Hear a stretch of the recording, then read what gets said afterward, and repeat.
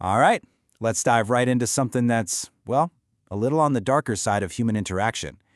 Today, we're pulling back the curtain on a really fascinating and honestly kind of unsettling topic, dark psychology. So let me ask you this. Have you ever been in a situation where you just felt like you were being played, but you couldn't quite put your finger on why? It's that weird, unsettling sense that someone's pulling strings you can't even see, right? Well, today, we're going to put a name to that feeling and really break down the mechanics behind it.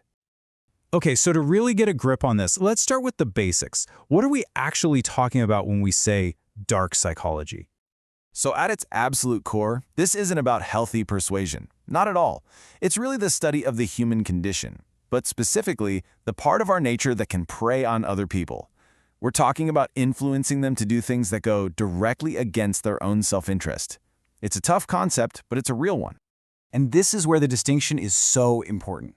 You know, everyday persuasion, that's like trying to convince your friend to see a movie you're excited about. It's usually aiming for a win-win. But dark psychology, that's a whole different ballgame. It's a win-lose situation, period. It's all about deception, exploiting someone's vulnerabilities, and ultimately seeking control. One respects you, the other, not so much. All right, so now that we've got a handle on what it is, let's talk about the who. Psychology has actually zeroed in on 3 core personality types that are most often linked with these kinds of manipulative behaviors. And these 3 traits, narcissism, Machiavellianism, and psychopathy, they make up what researchers call the dark triad. Now think of them as separate, but they often overlap, and when they do, they create this really potent combination for manipulation and, frankly, a real lack of empathy. And this chart, this is where it gets super interesting, because it shows you that it's not all about the same goal. A narcissist, for example, is driven by a need for admiration. So what do? They prey on your self-doubt to make themselves feel bigger. A Machiavellian type, on the other hand, is all about power and control. So they use cunning and deceit to shatter your trust in others. And then you have psychopathy. Their goal is stimulation, gratification, and they'll use your own empathy for them as a weapon. See? Different playbooks for different players. So we've covered the what and the who.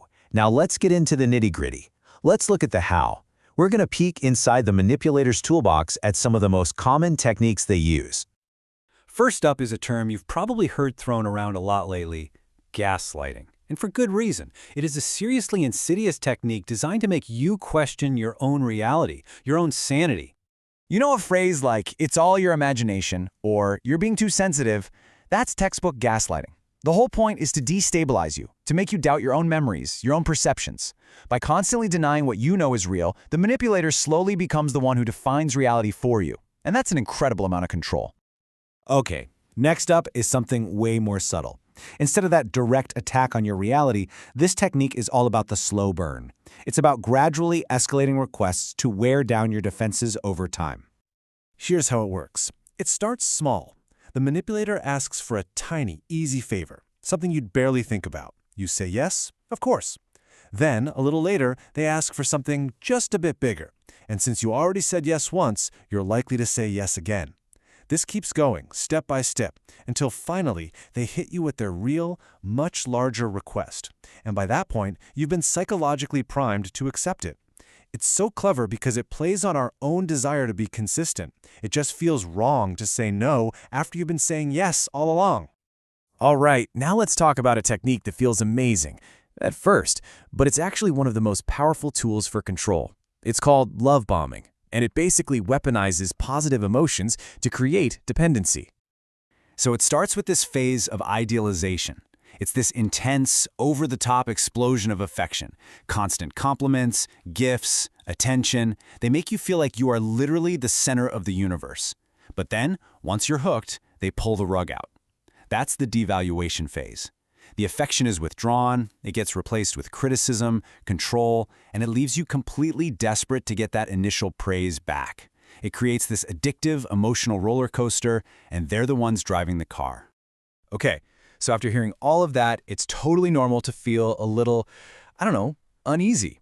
But listen, the point of this isn't to make you scared. It's to get you prepared. So the big question is, how do you defend yourself against all this? And this is the most important thing to remember. The goal of knowing this stuff isn't to make you paranoid, to see a manipulator behind every corner. No way. It's just to make you aware. It's about turning on the lights so you can see what's actually in the room. Because here's the absolute truth. The best defense is simply recognition.